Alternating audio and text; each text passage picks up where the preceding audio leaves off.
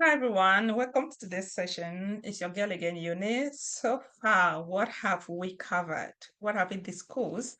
All right, so we have a dedicated YouTube channel, and I believe as of now, if you have subscribed or if you are watching the videos, as of now, I believe you must have watched videos from the oldest to the most recent.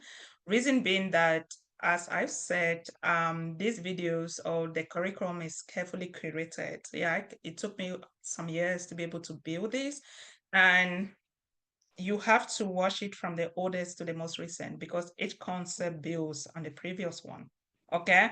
And you need to have this foundation. You need to have this background in GRC. You first of all need to understand the G in GRC, the R in GRC, and the C in GRC. And then move from there, vulnerability, threat, and risk, CIH, where the chaos when there's no GRC for you guys to see how it play in real life, and the other aspect of topics that we've covered. But if you realize each video builds on the previous one, and that's why it's important for you to take time and watch this video. I bet you this is the background you all need. Okay. So far, the latest video or the last two videos, we prepared videos on the categorization of information systems using NIST 860 volume 2. We have the information types and FIPS 199 that talks about the impact levels. And impact levels could be low, moderate, or high. And the next question is, why did we spend so much time categorizing an information system? After that, we went on to the privacy aspect when we said organization we need to conduct a PTA, that's privacy threshold analysis, which is a mandatory document that organization needs to conduct to be able to determine if that system will collect a lot of privacy or PII, personally identifiable information, and also to determine if the system is PIA negative or PIA positive. That's privacy impact assessment to be able to identify the privacy impact or risks. Say that system get hacked. Okay, so this process, what we've done so far, is one of the initial preliminary phase on managing security risks. We want to manage both security and privacy risks because you cannot achieve compliance, as we said, or you cannot even implement governance, maybe put into practice if risks are not being managed, right? And that's why we spend so much time going through this concept that way we can understand how the type of security controls that gets to our system. And that's why it's important to be able to categorize, because one of the reasons you also want to be able to determine the criticality or sensitivity of the kind of data or information types that you house, processes, or collect, right? So, and that's how risk management, as I said, is start managing risks by categorizing and identifying your data type. So far, this is something that we've done. And just to also relate it with RAWA, once we've done that, we need to go to select security controls. The goal is to be able to determine the minimum set of controls that gets to our system, or the baseline control. Baseline, that's the minimum requirement if you want to be in compliance with FISMA or FedRAM. They have a minimum requirement based on the impact levels. Okay. And that's why we spend so much time going through this to be able to identify the set of security controls that goes to our system. Okay. That being said, someone might ask me, but what are security controls? Security controls are proactive measures that organizations implement to be able to protect their assets. All right. And that's why we hear the word say like proactive. The keyword is a proactive measure. Just like what safety guard, just like when you log into Facebook, what do? You need to put in your username and your password. Why do you put in your username and your password? To protect your account from unauthorized personnel or someone from maybe getting access to your account and impersonating you, right? So email, your username, that's controls, security control, password, security controls. Or maybe you want to go to more stringent control like MFA. multi-factor authentication. I think I've been preaching a lot about MFA. So you want to enable MFA again to prevent unauthorized access. Say someone even bypass your username or your password. Still, when you have MFA enabled, they won't be able to access your account. And that's why you also want to have MFA. Those are all security controls. Or what if you have like surveillance cameras installed? Why do you have those? Those are all proactive measures. Say if someone, a burglar or a thief could approach or get into your house, maybe that can scare them away, right? Likewise, organization also have some of these physical controls like surveillance cameras where you go to their data center or their facilities, right?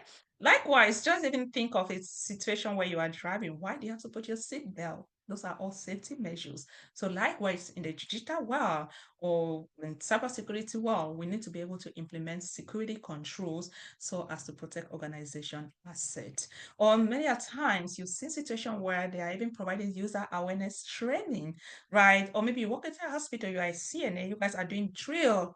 Those are all set of security controls. Okay. That way you could better understand your organization policy, and in case of an emergency, how do you ensure your patient are like they are being saved? Okay. So those are all set of controls, and that's why I use the word proactive measure. So for us to do it, there's key documents that we're gonna revise. First and foremost, we went through the NIST 860 volume 2 and the FIPS 199 to be able to categorize our information system. Now, in the course of security controls, which is more of the Bible when it comes to cybersecurity, because cybersecurity in a nutshell is all about security controls. So we're gonna go to the internet and see the life cycle and the next step where we are right now. All right, so let's go and see what we got. Mm, okay, so let me do RMF. Oh, I want to do images. Oh no, I don't think I'm sharing my screen. Okay. So I just typed RMF and I took images. So let's go to this particular image. If you see right here, we started off with a categorization of information system, and you see we use FIPS 199 and the NIST 800 60 volume 2 to be able to categorize our information system. Then we need to go to the next set of document, that's FIPS 200 and the NIST 853 to be able to select security controls. Once you've categorized your information system, you want to be able to select the controls that goes to that system. And that's why we spend so much time identifying or categorizing the impact levels or defining the impact levels. If it's a low impact level, moderate or high, then you have the different set of baseline controls that goes to that system. As a matter of fact, baseline control, baseline is the right word.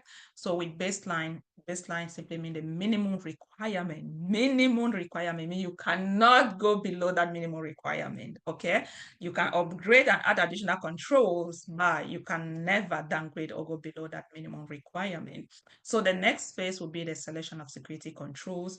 And for us to do that, we'll go through two publications first, right? For example, this is the NIST 800 volume 2. This is something that you guys can go over it. It simply tells you of the kind of information that they do have. And I want to tell you something. First, we'll create two videos for this, actually like three videos, because we also have to perform gap analysis. So the first video will focus more on this 853 revision 4. Revision 4 is already obsolete, okay? It means that they have a new revision that superseded revision 4, but you still have company that still adhere to Rep 4. They still have Rep 4. They are maybe in the process of migrating to Rep 5, right? Like my last role, I was an ISO and system owner. I was able to migrate my organization from Rep 4 to Rep 5. And that's why it's important for you to also understand the Rep 4. Maybe you might be working for a company that you are still on Rep 4 and you want to help migrate your organization from Rep 4 to Rep 5. And that's why it's important for you to understand this document and how it relates. Okay. So this video will just limit it on Rep 4 only, and the next video will do it on Rep 5. So if you look here, the very first thing, like the talk of the purpose, I highlighted some section. It said minimal information security requirements for information and information system in each such category. Remember, I told you of the minimum, and then if you look here, it gives you a set of controls that goes to that system, right? mm, Give you the set of control at a high level. Remember, FIPS just like literally summarizing this for you. So it just tells you the set of control that we're going to see, or the control family that we're going to see. And then they give, like example, access control, what it entails. But not to waste so much time, yeah, let's go to the NIST publication and see. But just to read this, it said organization must meet the minimum security requirement in this standard by selecting the appropriate security controls and assurance requirement as described in the NIST 800-53 recommended security control in federal information system. So again, this is just a guideline to tell you that the NIST FIPS 200 is a guideline to tell you that you need to be able to select a minimum requirement. Just like FIPS 199 tells you of the impact levels, where you go to your NIST 860 volume 2, identify the information type and categorizing them based on the impact levels. This also provides you the hint or guidance to tell you that once you are in the process of selecting security controls, you want to make sure you select controls and like make sure you implement minimum baseline, right? The minimum set of control, the minimum requirement of control per that system categorization. That being said, we will go to Rep 4, and this is Rep 4. So with Rep 4, that's it right there.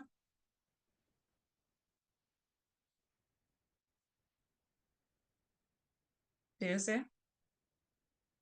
NIST publication Rep 4. That's it right there. So with this Rep 4, how many pages do we have? 454 pages, but 3/4 of these controls are all of the document has to do with security controls. So we're really not going to spend so much time. We're just going to go to like those areas that interest us. And one of the things that we're going to check, right? If we go to the table of content, let's spend some time there, see what it entails. Right. So first, you will see session where they talk of the purpose and applicability, target audience. It's something that you can spend some time and read just to have a background knowledge, right? Secondary control structure, control baseline. Remember, I talked about baseline. What a baseline? What does it entail? If you go to that session, you should be able to read it. But what we're gonna cover, do you see security control baseline summary? This is where we want to go, security control baseline. And I've used the word baseline over and over again. I guess, can somebody tell me what baseline is? We said is a minimum requirement, the minimum set of controls that needs to go to your system. And for you, when it comes to Rep 4, you can get this security control baseline on Appendix D. And this is it right here. Rep 4. And the reason I'm emphasizing so because, it already took me there. The reason I'm emphasizing because if you go to Rep 5, it is something else. Okay, you will not, Rep 5 does not even have Appendix D. And that's one of the differences I want to see. And of course, we'll perform a gap analysis or comparison. We need to like compare and contrast both revisions. Okay, so if you look here, we spend some time. You see your Appendix D security control baseline, Appendix F security control catalog, Appendix J information security programs, Appendix H international information security standard, how it is being linked to the ISO 20701.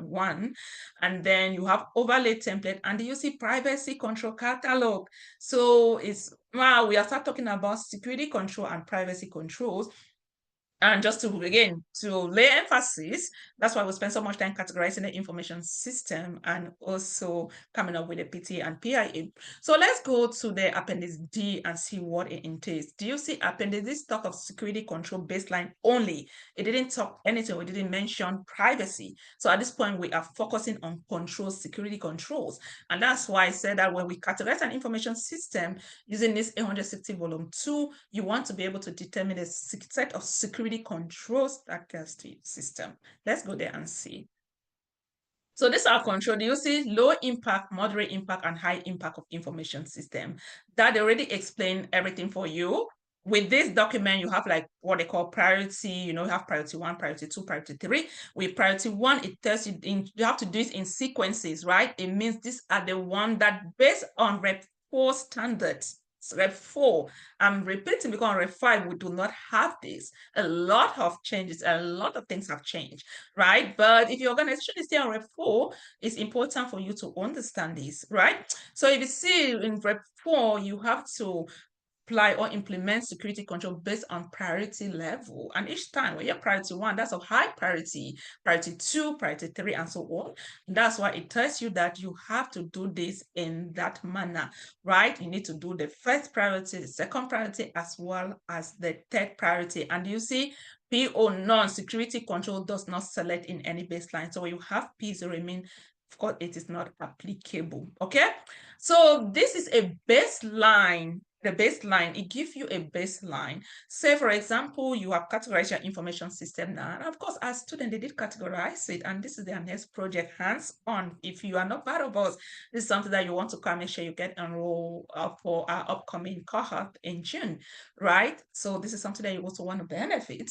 So if you look here, this is a baseline, security control baseline.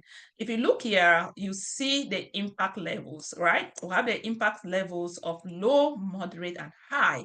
Do you see here? You have control number, right? We've talked about controls. Now we need to understand control in detail. And then you have the control names right there. Controlling the initial control baseline. So this is where we want to focus. If you not to focus now on the impact levels. Say you've categorized your information system and your highest watermark for that system is low. So that system is a low system. Or maybe you've categorized it and the highest watermark is moderate, or the highest watermark for that system is high. It means that system is a high system. These are the set of controls that gets to your system. This is the baseline, okay? And if you see here, we have priority. Each time you see priority, it tells you that you have to implement it based on the priority type. For example, in as much as access control is first on the list, but you have situation you have access control like section lock, right? Section lock, we know what section lock is, right? If you leave your account like a period of inactivity, make sure it's been locked. So you have section locked, which is P3. So if you want to do it in sequencing or in priority order, it means that you will do all the P1 and then, it doesn't matter. Go to all the controls as far as it's baseline control and identify all the P1s that implement all the P1s, then you come to all P2s and they come to all P3s, okay? So that's how it goes. Say, for example, our system is a low system. So if our system is a low system, so do you see all this control right here? Oh, no, like this one on that low, these are the set of control that we're going to apply or going to implement. Do you see all the controls on that low? That's like a minimum baseline. So you have AC, AC1, AC2, AC3, AC4, AC5. And each time you want to implement those control, if you are still on Rep 4, I'm saying this again, still on Rep 4, you have to do it based on the priority level, right? That's priority 1, and then you come here, you go to priority 2. Before even going there, you have to first of all do all these P1, right? And you see where we have P2 not selected, it means it's not mandatory, it's not part of the baseline. So we really don't care about P0. But we have to make sure we identify all the P1s, implement all the P1s. Say we start with AC, that's access control. You implement all the P1 control under access. You go to AT, that's awareness training. You do all the P1s, and then you go to AU, audit and accountability. You do it, you go to CA, that's security assessment and authorization, and you do it like that for all the control that gets to your system. And by doing this, I have all the necessary documents, and that's where you are preparing your organization towards the certification, whatever, FISMA, federal, whatever compliance, because you have followed a baseline as mandated by NIST. Okay. Likewise, if your system is a moderate system, you will still come and do all these controls likewise. Or if it's a high system, you will come and make sure you implement all these controls. But an interesting thing here is, do you guys see we have something like AC21, AC22, AC23, AC24. They will come here, we'll also add it. This is what is known as enhancement. You are enhancing that control, right? You are enhancing, just an English word, enhance. What does it mean? Improving the control. So when you see like enhancement here, I'm emphasizing, laying emphasis because Ref 5 also did something when it comes to the enhancement. All right. So for Ref 4, you see that, for example, account management, if our system is a moderate system, then it means also have to implement all this control: AC2 enhancement 1, AC2 enhancement 2, AC2 enhancement 3, AC2 enhancement 4. So you have all the enhancement, okay? But do you see that if it's a high, then you need to do enhancement 4 and like all the way to enhancement 4, enhancement 5, enhancement 12, and enhancement 13. Do you see the difference? So only this one, you have additional 3 controls, right? Because a high system. But look here, if it's a low system, then we don't even need that, because for a low system, it's just AC2. You get a point? So likewise, and if you see if it's a low system for information flow enforcement, it's not selected, right? So it's not mandatory for a low system, but of course, it means that you need to do AC4, you need to do AC4. So this again tells you the step and type of controls that needs to go to your system. Okay, and likewise, same principle applies to O. And once you've done, now we've talked so much. If you look at the baseline very well, this baseline talk on Joe's security control baseline. It happened to privacy control that we mentioned. So let's go back to our appendix and see. And remember, you have this on appendix B. So when you come to your revision 4, NIST 800-53R4, your security control baseline can be located on appendix D. I'm saying so because on Ref 5, there's no appendix D, and we're going to learn that in subsequent video. So if we go back to the table of content, let's go and see.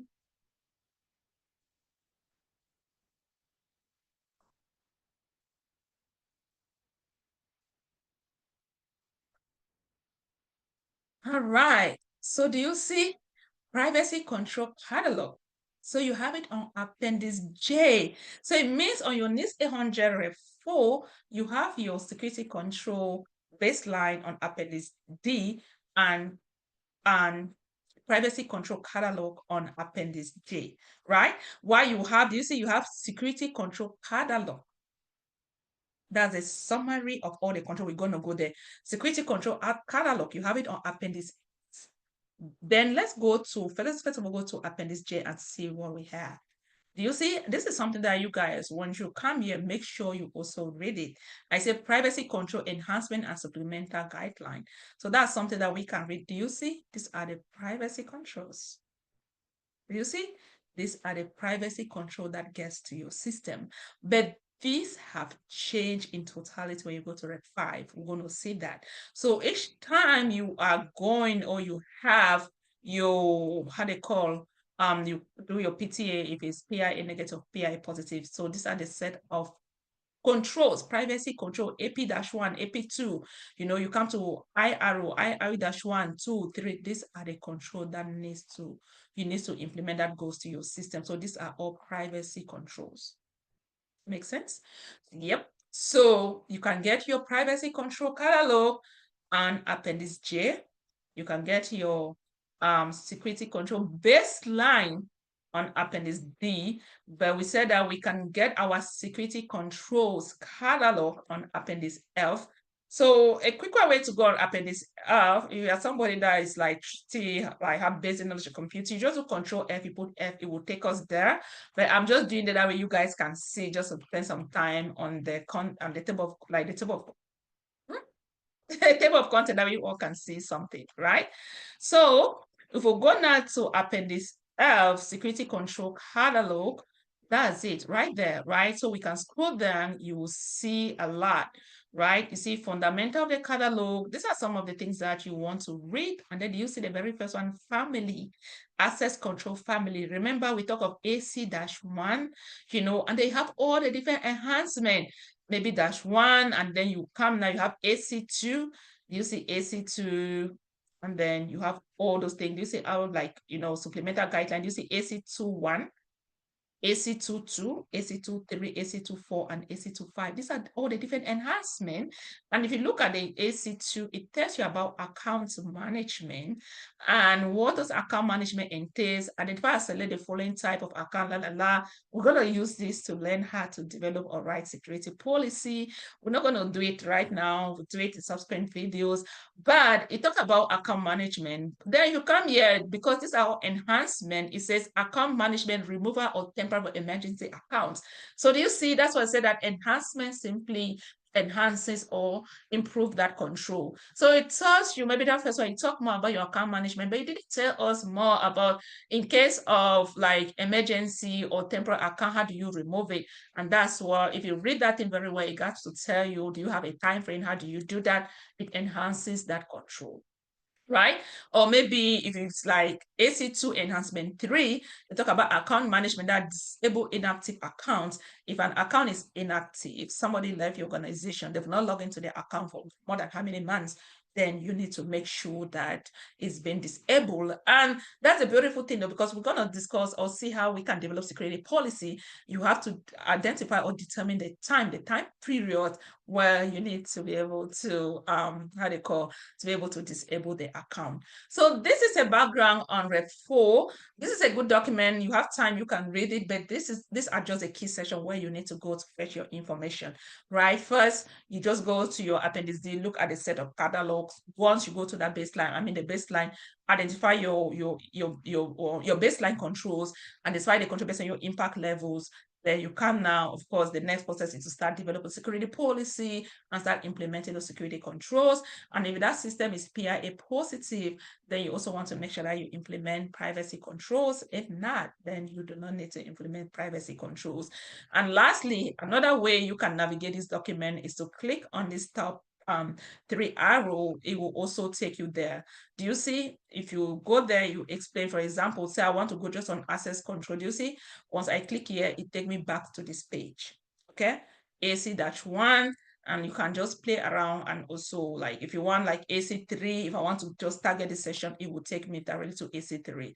So rather you scrolling like top bottom, you can just go there and easily navigate. You just read and see which area interests you, then you can just click on it and it will take you to the page. Okay, so that's it for this video. Next video, we'll go through revision 5, that's the NIST 800-53 Rep 5, and see what Rep 5 have. And then from there, we'll also do a comparative analysis between Rep 4 and Rep 5.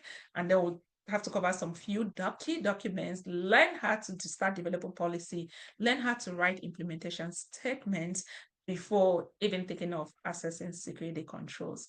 I'll see you guys in the next video. Bye. And please, if you are just watching this video, make sure you subscribe, make sure you share with your friends. You don't want to miss out on the notifications bell. So make sure you subscribe. That will wish that we put a video, you want to be the first to watch it. And thank you all for subscribing and also share with your friends and loved ones. Bye.